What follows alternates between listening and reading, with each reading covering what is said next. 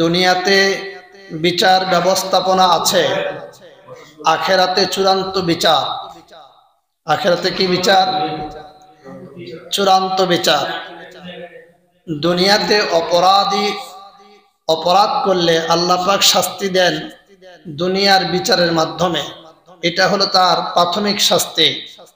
কিন্তু তার ফাইনাল শাস্তিটা হলো পরকাল। আমি গতকালকে একটা জিনিস দেখলাম, দেখার পরে আনন্দিত হলাম, আল্লাহকে ধন্যবাদ জানাইলাম। আল্লাহকে কি জানাইলাম? আল্লাহকে ধন্যবাদ জানাইলাম। বলবেন যে হুজুর কেন আল্লাহকে ধন্যবাদ দিলেন?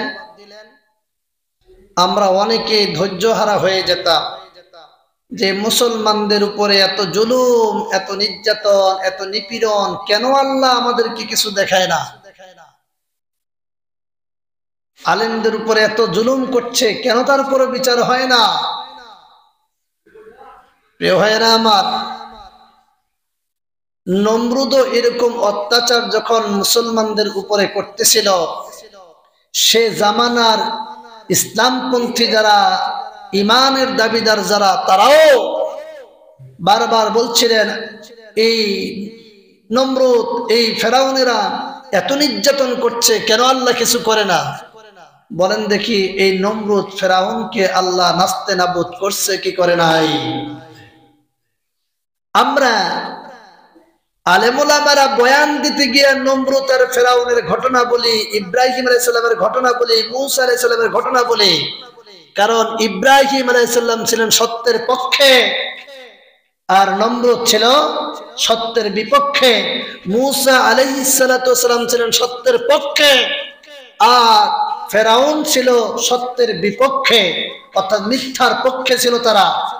এই জন্য আমরা আলোচনা করতে গিয়ে ফেরাউনের উদাহরণ দেই, ঠিক কিনা?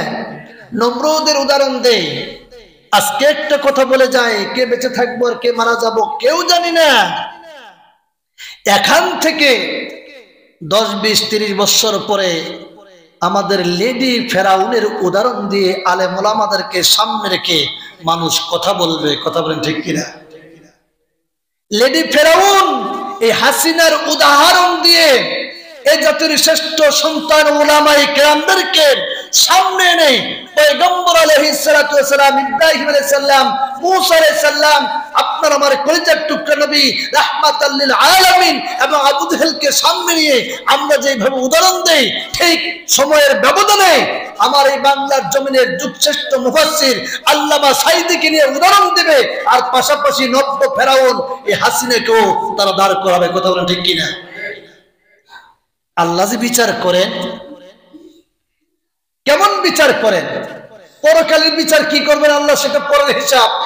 দুনিয়াতে বিচার দেখাই দিয়েছেন, বলি সুবহানাল্লাহ।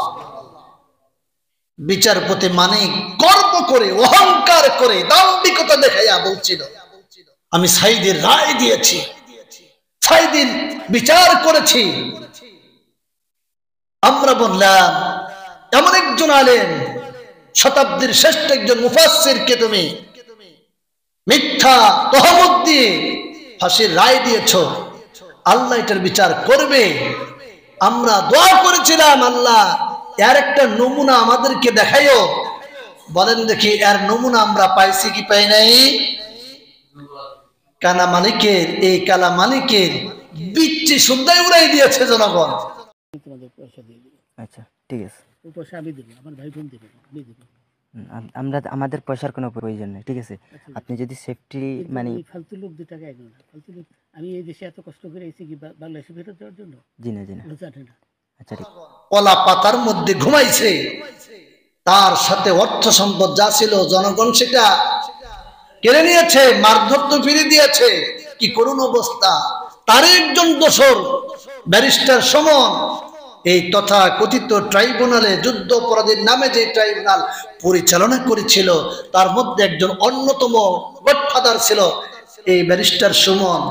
গতকালকে যখন আদালতে হাজির করলো, দেখলাম ভিডিও ফুটেজ দেখে আনন্দে আত্মহারা হয়ে গেলাম। আল্লাহ যে বলেন, বান্দা আমি ছাড় দেই কিন্তু ছেড়ে দেই। ব্যারিস্টার সুমন কাঁদতেছে, ব্যারিস্টার সুমন কাঁদতেছে। ভালো থাকো। জি ভাই, আমি গেলে তো কোনো দুঃখ নেই। ভালো থাকলে আমি খুশি করার চেষ্টা করছি। জি ভাই, জি ভাই, ভাই কিছু বলেন। এর কান্নার অবস্থা দেখে আল্লামা সাইদি সাহেবের সেই কথা মনে পড়লো। সাইদি সাহেব বলছিলেন, আমাকে যারা রাজাকার বলবে ওরা পিতৃ পরিচয়হীন যার সন্তান। দেখলাম ব্যারিস্টার সুমন তার নির্বাচনী এলাকায় এক জায়গায় বক্তব্য দিতে গিয়ে বলছে যে আমার বিপক্ষে যারা ওরা আমাকে যারো সন্তান বলে আখ্যা দিয়েছে। তারাই আমার গালাগালি বন্ধ করা হয়েছে। আমি একটা নির্বাচন করতে গিয়ে আমি শুনছি যে আমি বাস্টার্ড, আমি জারদ। আমি শুনছি যে আমার জন্মের মধ্যে অভিশাপ আছে। আমি কি যারো সন্তান? ওই বক্তব্য দিতে গিয়ে কান্নাকাটি করছে যে আজকে জনগণ আমাকে যারো সন্তান উপাধি দিচ্ছে। রে ভাইয়েরা আমার, আলেমদের কথা বিফলে যায়, কারণ আলেমরা কথা বলে কি থেকে? বলেন বলেন বলেন, কি থেকে? কোরআন থেকে। তাহলে এটা হলো দুনিয়ার বিচার। এটা কিসের বিচার? দুনিয়ার বিচার। আমরা বলেছিলাম যে টুডো টুমোরো, আজ নয় কাল তোমাদের বিচার হবে বাংলার মাটিতে। পালাবার পথ খুঁজে পাবে না, সেটাই বাস্তবে রূপ নিয়েছে। ওরা পালাবার পথ খুঁজে পাচ্ছে না, বিচার হচ্ছে। তবে পরকাল জিন্দেগিতেও বিচার আছে না নাই? তাহলে পরকাল জিন্দেগিতে যেতে গেলে আমাদের একটা জীবনে ঘটনা ঘটবে, তার নাম কি? বলেন বলেন, তার নাম কি? আপনি দুনিয়ার জীবন থেকে পরকাল জিন্দেগিতে প্রবেশ করবেন, একটা ঘটনা ঘটবে, তার নাম কি? একটু আগে তো বলছেন, বলেন বলেন বলেন, কি? আমি দুনিয়াতে আছি, আজকে দুনিয়ার জীবন থেকে বিদায় নিয়ে আমি যে আখিরাতের জিন্দেগিতে প্রবেশ করব, সেই সময় একটা ঘটনা ঘটবে, তার নাম হলো মৃত্যু। আল্লাহ পাক বলছেন, কুল্লু নাফসিন যায়িকাতুল মাউত, প্রত্যেক ব্যক্তিকে মৃত্যুর স্বাদ গ্রহণ করে রাখবে, এখান থেকে কেউ বাঁচতে। কবর জগতে যাব মৃত্যুর মাধ্যমে। আপনার আমার যখন নোটিশ জারি হয়ে যাবে, আল্লাহ রাব্বুল আলামিন যখন আরশে আজিম থেকে ফয়সালা দিয়ে দিবেন, আজরাইল আলাইহিস সালাতু ওয়াস সালাম আপনার আমার রূহটা কবজ করবে। আপনার আমার রূহ কবজ করার পরে আবার নামটা পরিবর্তন হয়ে যাবে। তখন আর আমার নাম নিয়ে কেউ বলবে না, বলবে লাশ। কার লাশ? বলবে অমুকের লাশ। আপনার নাম আব্দুর রহমান, আব্দুর রহিম, বলবে আব্দুর রহিম দুনিয়া থেকে বিদায় নিয়েছে। এটা কার লাশ? আব্দুর রহিমের লাশ, ঠিক কিনা? আপনার গোসল সম্পন্ন হয়ে যাবে, কাপনের 3টে কাপড় পরিধান করানোর পরে মানুষেরা দলবদ্ধ ভাবে যাবে, শেষ দোয়া, শেষ নামাজ আদায় করে আপনাকে কবরে রাখবে, আমাকে কবরে রাখবে। কবরে রাখার পরে কবরের নীতিমালা আছে না নাই? কবরে যে নামাবেন নীতিমালা আছে না? যখন কবরে আপনাকে আমারে নামাবে, তখন কি কেউ এই দোয়া পড়বে নাকি? বিসমিল্লাহি ওয়া আলা মিল্লাতি বিএনপি, কথা কয় না, বলবে বিসমিল্লাহি ওয়া আলা মিল্লাতি আওয়ামী লীগ, বিসমিল্লাহি ওয়া আলা মিল্লাতি জামাত ইসলাম। ওখানে এই কোন নীতি চলবে না। আল্লাহ রাব্বুল আলামিন বললেন, কোরআনে নীতি চলে একটা, সেটা হলো কোরআনের নীতি। সুবহানাল্লাহ। কোরআনে অন্য কারো নীতি চলবে না, অন্য কারো আইন চলবে না, অন্য কারো বিধান চলবে না। শুধুমাত্র কেবলমাত্র আমার রবের আইন চলবে, নীতি চলবে, বিধান চলবে। তোমার দাদার আইন কবরে চলবে না, তোমার স্বামীর আইন কবরে চলবে না, তোমার বাবা, তোমার দাদা, তোমার চাচা, কারো আইন সেখানে ফেরেশতারা গ্রহণ করবে না। করবে না? করবে না। আপনি যখন আর আমি যখন কবরে যাব, ফেরেশতা আপনাকে আমাকে প্রথম নাম্বার কোশ্চেন করবে, প্রশ্ন করবে, মান রাব্বু, তোমার রব কে? বলেন তো দেখি আমাদের রব কে? এত আস্তে বললেন কেন? ভয় পাচ্ছেন নাকি? রব কে? আরেকটু আওয়াজ দিয়ে বলেন, আমাদের রব কে? আল্লাহ রাব্বুল আলামিন আমাদের রব। আল্লাহ রাব্বুল আলামিনকে যেন আমরা ভুলে না যাই, এই জন্য আল্লাহ রাব্বুল আলামিন জানাই দিয়েছেন, বান্দা তুমি যখন রুহের জগতে ছিলে, আলমে রহের জগতে যখন ছিলে, আমি তোমাদের কাছে প্রশ্ন করেছিলাম আলাস্তু বিরাব্বিকুমুল আলা, আমি কি তোমাদের রব নই? সেই দিন আমরা সকলেই বলেছিলাম ক্বালু বালা, অবশ্যই আপনি আমাদের রব। সুবহানাল্লাহ। আল্লাহ আমাদের রব, আমরা স্বীকৃতি দিয়েছি। আল্লাহ রাব্বুল আলামিন জান্নাত থেকে যে ঘটনার প্রেক্ষাপটে দুনিয়াতে পাঠাইলেন, আল্লাহ রাব্বুল আলামিন বললেন, বান্দা উন্নাহবিতু মিনহা জামিআ ফাইম্মা ইয়াতিয়ান্নাকুম মিন্নি হুদান ফামান তাবিয়া হুদায়া ফালা খাউফুন আলাইহিম ওয়ালা হুম ইয়াহজানুন। বলে আল্লাহু আকবার। আল্লাহ রাব্বুল আলামিন বান্দারে, তোমরা সকলেই নেমে যাও, জান্নাত থেকে সকলকে নেমে যাওয়ার জন্য নির্দেশ দিয়েছেন আল্লাহ রাব্বুল আলামিন। যাও, দুনিয়াতে যাও, তোমাদের রিজিক পাঠানো হয়েছে, সেখানে তোমরা রিজিক পেয়ে যাবা, সব কিছু পেয়ে যাবা। তবে আমার পক্ষ থেকে কিছু নীতিমালা যাবে, বিধান যাবে, আইন কানুন যাবে। যারা আমার বিধান, আমার আইন, আমার নীতিমালা গ্রহণ করে নেবে, তাদের কোনো ভয় নাই, তাদের কোনো চিন্তা নাই। এই বাবু, এই পিছনে যাও, তাদের কোনো চিন্তা নাই, তাদের কোনো ভয় নাই। ঘোষণাকার নীতিমালা মানতে হবে আল্লাহর নীতিমালা যদি মেনে নিতে পারেন, আপনার আমার কোনো ভয় নাই।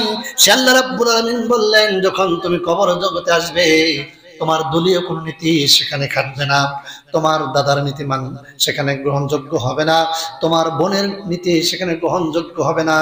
সেখানে যখন তোমাকে নামাবে, নীতিমালা অবলম্বন করতে হবে কার? আপনাকে বলতে হবে বিসমিল্লাহি ওয়া আলা মিল্লাতি রাসূলিল্লাহ। এই নীতিমালা দিয়েছেন কে? আল্লাহ রাব্বুল আলামিন নীতিমালা দিয়েছেন। সে আল্লাহ রাব্বুল আলামিন বলেন, বান্দারে, আমাকে রুহুর জগতে তোমরা স্বীকৃতি দিয়েছিলে আমি তোমাদের রব। দুনিয়াতে তোমরা চলে গেলে তোমাদেরকে নামিয়ে দিলাম। দুনিয়াতে যাওয়ার পরে আমি যে নীতিমালা দিলাম, নীতিমালা শুরু করতে গিয়ে আমি আল্লাহ রাব্বুল আলামিন যেই কথাটা সর্বপ্রথম নিয়েছি, আল্লাহ রাব্বুল আলামিন বলেন, ইকরা বিইসমি রাব্বিকাল্লাযী খালাক খালাকাল ইনসানা মিন আলাক। আল্লাহু আকবার। প্রথম যে আয়াতটা আল্লাহ রাব্বুল আলামিন নাযিল করলেন, আল্লাহ রাব্বুল আলামিন সেখানে আল্লাহর পরিচয় তুলে ধরলেন। ইকরা বিসমি রাব্বিকাল্লাযী খালাক, পড়ো তোমার রবের নামে যিনি তোমাকে সৃষ্টি করেছে। সুবহানাল্লাহ। তাহলে আপনি যেন দুনিয়াতে আসার পরে রবকে ভুলে না যান, রবের নীতিমালা যেন ভুলে না যান, এই জন্য প্রথম আয়াত নাযিল করলেন, ইকরা বিসমি রাব্বিকাল্লাযী খালাক, পড়ো তোমার রবের নামে যে রব তোমাকে সৃষ্টি করেছেন। সুবহানাল্লাহ। আল্লাহ রাব্বুল আলামিন এই রবের পরিচয়টা যেন ভুলে না যায় বান্দা বান্দী। এই জন্য কত চমৎকার সিস্টেম দিলেন, নীতিমালা দিলেন। বান্দা, তোমাদের জন্য দৈনিক আমি আল্লাহর সাথে টেলিফোনে কথা বলার জন্য, মোবাইল ফোনে কথা বলার জন্য, আমার সাথে সম্পর্কটা গভীর করার জন্য, আমার সাথে কথোপকথন করার জন্য আমি আল্লাহ রাব্বুল আলামিন তোমাদেরকে একটা নির্দেশনা দিলাম, নীতিমালা দিলাম। আমি আল্লাহ রাব্বুল আলামিন একটা সিস্টেম চালু করে দিলাম দৈনন্দিন জীবনে। 5 ওয়াক্ত নামাজ আমাদের জীবনে আছে না নাই? কথা বলেন না কেন, আছে না নাই? আল্লাহ রাব্বুল আলামিন বলেন, বান্দারে, যখন তুমি নামাজে দাঁড়িয়ে যাবা, নামাজে দাঁড়ানোর পরে সূরা ফাতিহা আছে না নাই? সূরা ফাতিহা আমাদের মুখস্থ আছে না নাই? আমরা সকলেই দাঁড়িয়ে পড়ি আলহামদুলিল্লাহি রাব্বিল আলামিন। এখানে রব আছে না নাই? এখানে রবের পরিচয় আল্লাহ দিলেন। বান্দা, নীতিমালা নির্ধারণ করে দিলাম, আমি রবকে ভুলে যাবা না, আমি রবের পরিচয় তোমরা তুলে ধরবা। যখন সূরা ফাতিহার সাথে সূরা মিলালাম, সূরা মিলানো শেষ হয়ে গেলে রুকুতে আমরা যাই কি যাই না? রুকুতে যাওয়ার পরে আমরা কি পড়ি? সুবহান রাব্বিয়াল আযীম। এখানে রবের পরিচয় আছে না নাই? এখানে রবের পরিচয়, যেন রবকে ভুলে না যায়। আল্লাহ রাব্বুল আলামিন বলেন, বান্দা, যখন রুকু থেকে দাঁড়াবা তখন তুমি বলবা, রব্বানা লাকাল হামদ হামদান কাসীরান তাইয়িবান মুবারাকান ফি। আল্লাহু আকবার। এখানে রবের পরিচয় আছে না নাই? এখানে রবের পরিচয় আছে। তারপর দেখেন সমস্ত অহংকারকে ধূলিসাৎ করে দিয়া, সমস্ত আমিত্বকে বিলীন করে দিয়া, যখন নাকার কপাল আল্লাহর কুদরতি কদমে আমরা লাগিয়ে দেই, সেখানেও দেয় পড়ি সুবহান রাব্বিয়াল আলা। আল্লাহু আকবার। সেখানেও রবের পরিচয়। আমরা নামাজ সমাপ্ত করলাম, নামাজ সমাপ্ত করার পরে চাইবো কার কাছে? বলেন বলেন, কার কাছে? দুনিয়ার কল্যাণ, আখিরাতের কল্যাণ আমরা চাই। রব্বানা, বলেন রব্বানা আতিনা ফিদ দুনিয়া হাসানাতাও ওয়া ফিল আখিরাতি হাসানা ওয়া কিনা আযাবান নার। এখানে রবের পরিচয় আছে না নাই? এই রবকে যেন ভুলে না যাই। সেই রব্বুল আলামিন নীতিমালা দিলেন, বান্দা কবরে যখন যাবা প্রথম তোমার আইডেন্টিফাই করা হবে, তোমাকে প্রথম প্রশ্ন করা হবে মান রাব্বুক, তোমার রব কে? সুবহানাল্লাহ বলেন। আপনি যদি রবের নীতিমালা অনুযায়ী জন্ম থেকে কবরে যাওয়া পর্যন্ত, মৃত্যু পর্যন্ত যদি নীতিমালা অবলম্বন করেন, ওই কবরে যাওয়ার পরে প্রশ্ন যখন ফেরেশতারা করবে মান রাব্বুক, আপনার জবান দিয়ে উত্তর আসবে রব্বি আল্লাহ। সুবহানাল্লাহ। আর যদি আপনি রবের নীতিমালা না মানেন, নীতি অনুসরণ যদি না করেন, রবের আইন কানুন বিধিবিধান মেনে যদি জীবনটা পরিচালনা না করেন, বলেন দেখি কবরে যখন প্রশ্ন করা হবে মান রাব্বুক, তখন কি জবাব দেওয়ার ক্ষমতা হবে? পারবো সেদিন? এই রবের ব্যাপারে লম্বা আলোচনা, আমি সেদিকে যাব না, সংক্ষেপে করি। তারপরে কবরে প্রশ্ন 2 নাম্বারটা কি?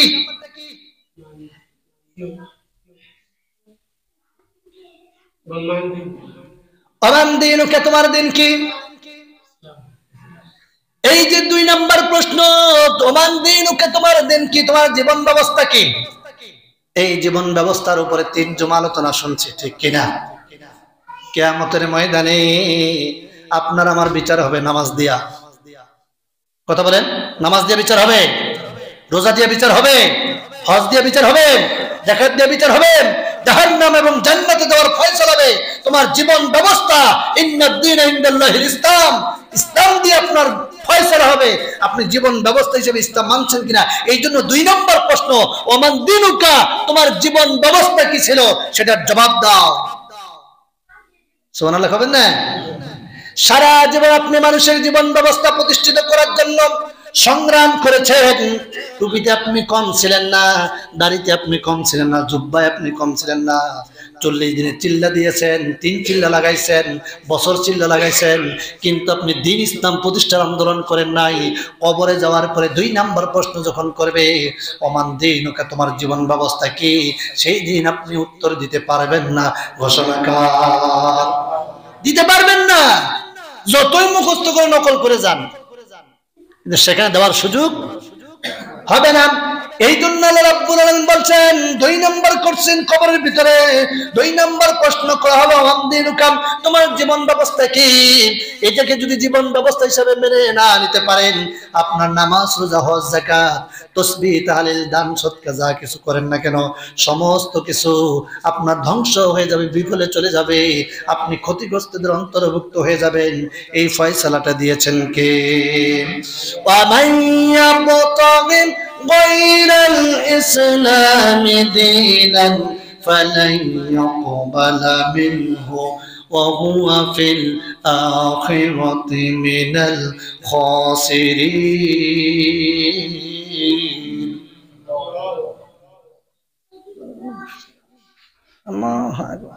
الله أكبر. আল্লাহ রাব্বুল আলামিন বলেন, আমার দেওয়া জীবন ব্যবস্থা বাদ দেন, যারা অন্য কোন জীবন আদর্শ তালাশ করেন, অন্য কোন জীবন ব্যবস্থা, অন্য কোন নীতিমালা অনুসরণ করে, অনুকরণ করে জীবন পরিচালনা করে, এরা কিয়ামতের ময়দানে সবচেয়ে ক্ষতিগ্রস্ত হবে। আমি আপনাদেরকে বলেছি, আল্লাহ যে কথাগুলি আপনাকে আমাকে জানিয়ে দিয়েছেন, এগুলো আপনাদের সাথে শেয়ার করেছি। প্রিয় বন্ধুগণ, আপনি যদি বাঁচতে চান, আপনাকে জীবন ব্যবস্থা হিসেবে ইসলাম মেনে নেওয়ার দরকার আছে না নাই? যদি নিতে পারেন, 2 নম্বর প্রশ্ন যখন করা হবে ওমান দিনুকা, তখন আপনি জবাব দিতে পারবেন দীনুল ইসলাম। আল্লাহু আকবার। ভাইয়েরা আমার 3 নম্বর সংক্ষেপে বলতেছি, 3 নম্বর প্রশ্ন আপনাকে কি করা হবে জানা আছে? আমান নবিয়ুকা ওমান হাজার রাজুল, এই ব্যক্তি সম্পর্কে তোমার ধারণা কি? এই ব্যক্তি সম্পর্কে তোমার ধারণা কি? এই ব্যক্তি সম্পর্কে তুমি জানো?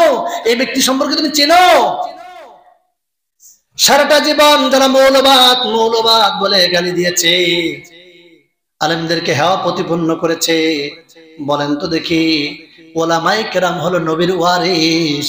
সারাটা জীবন যারা আলেমদেরকে গালিগালাজ করেছে, আলেমদের পিছনে যারা লেগেছে, কবরে যাওয়ার পরে সেখানে কি তারা জবাব দিতে পারবে?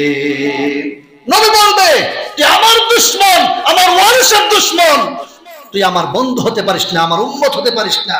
ফেরেশতারা বলবে তুমি নবীর দুশমন ছিলা, ওলামায়ে কেরামের দুশমন ছিলা, সারাটা জীবন আলেমদের পিছনে তোমরা ছিলা। তবে একটা জিনিস আমরা বলি যে তোমরা আলেমদের পিছনে থাকতে পারবা, সামনে যেতে পারবা? আলেমদের সামনে যেতে পারবা না। এদের খাসিরত হলো পিছনে লাগা। খাসিরত কি? পিছনে লাগা। এই পিছনে লাগার খাসিরতটা ছিল ইবলিস শয়তানের। নাউজুবিল্লাহ বলবেন না? ইবলিস শয়তান যখন দেখলো বাবা আদম আর হাওয়া আলাইহিস সালাম জান্নাতে আছে, খাচ্ছে ফিরছে, কত সুন্দর চমৎকার চলছে, এত জান্নাতে আরামের জায়গা, ইবলিস শয়তানের সহ্য হলো না। ওই ভালো থাকবে কেন? লাগের পিছনে। তাহলে এই যে মানুষ মানুষের পিছনে লাগে, খাসিলত কি ভালো মানুষের না শয়তানের? হিসাব করে মিলাবেন কারা এই খাসিলত গ্রহণ করছে, সমাজে, দেশে, রাষ্ট্রে, পরিবারে কারা এই খাসিলত গ্রহণ করছে বুঝতে হবে। এরা হলো ইবলিস শয়তানের মুরিদ, ঠিক কি না? এরকম মুরিদ আছে না নাই? আছে মানে আমরাই, আর কই আছে? আমরাই তো। খালি মানুষের পিছনে লাগার ধান্দা, মানে মানুষ একটু ভালো চলুক, সে পরিবার ভালো ভাবে চলুক, ভালোভাবে খাক, তার পরিবারের শান্তি ফিরে আসুক, এটা কেউ চায় না। একটা মানুষ একটু ভালো চললেই মানুষের চোখে লেগে যায়, কেন রে ওর কেন এত কিছু হইবে, আমার কেন হয় না? আল্লাহ খালি ওরই চোখে দেখে, আমার দেখে না। আছে না নাই? একটা গল্প বলছিলাম, মনে আছে কিনা জানি না, বলবো? কথার ভিতরে আসলো তো মনে পড়ে গেল, বলবো? মানে এক কৃষক হাল বাইতে গেছে। কি করতে গেছে? আগে নাঙ্গল দিয়ে হাল বাইতেন না, এখন তো ডিজিটাল বাংলাদেশ, স্মার্ট বাংলাদেশ, 5 মিনিটে হাল কোয়া শেষ, ঠিক না? 5 মিনিটে হাল শেষ না? আর আগে সেই রাত 3টার সময় দাদারা, বাবারা, চাচারা গরু আর নাঙ্গল নিয়ে যাইতো, ঠিক কিনা? রাত 3টার সময় যাইতো, ফজরের আজান হইতে হাল বাবা শেষ হইতো। আর এখন গাড়ি নামতে দেরি, হাল শেষ হইতে দেরি হয় না। তো এই হাল নিয়ে গেছে, নেওয়ার পরে আপনার ওই নাঙ্গলের মধ্যে একটা দৈত্যের পাতিল ভেসে উঠছে। যখন ভেসে উঠছে, এটা কিন্তু কোরআন হাদিস না, এটা একটা গল্প বোঝার জন্য বলতেছে। তো দৈত্যটা ওই হাড়িটা যখন বের হলো, লোকটা বাড়ি মারলো, বাড়ি মারার সঙ্গে একটা দৈত্য বের হলো, বলতেছে বৎস তুমি কি চাও? আমি খুব গরিব মানুষ, মানুষের হাল চাষ দিয়ে খাই, যদি আমার অর্থ সম্পদ হইতো তাইলে তো ভালো হইতো। ঠিক আছে তুমি সব পাবা, তোমার একটা শর্ত আছে। কি?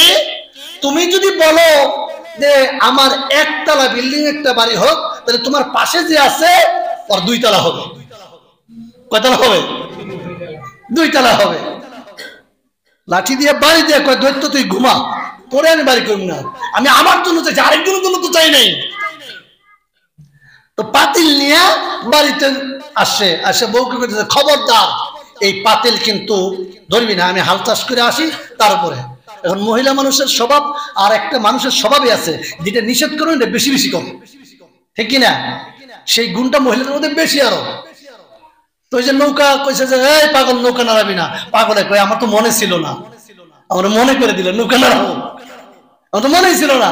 তো বউরে যখন কইছে পাতিলে বাড়ি দিবা না, ওই কইছে কি আছে রে ভিতরে আমার দেখা লাগবে। স্বামী বেচারা বাড়ি থেকে বের হইছে, হাল বাইতে চলে গেছে। এই বেচরি বেরি করছে কি, বাড়ি মারছে, দৈত্য বেড়েছে। কি চাও মা? যে আমি এত গরিব, আমার একটা সুন্দর বাড়ি হইলে ভালো হইতো।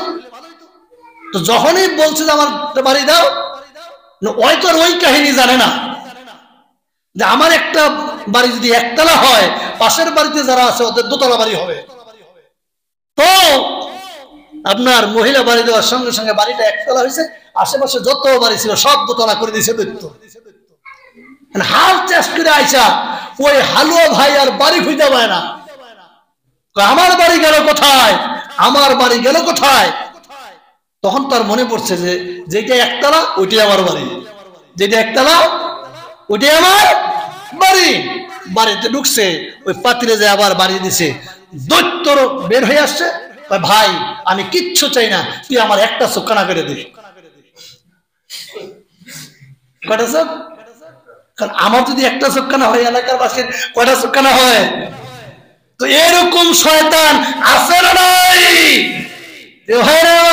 মানে আরেকজনের কিছু হোক এটা জীবনে চায় না, মানুষ ভালোভাবে চলুক এটা জীবনে চায় না, খালি পিছনে লাগার ধান্দা আছে না নাই?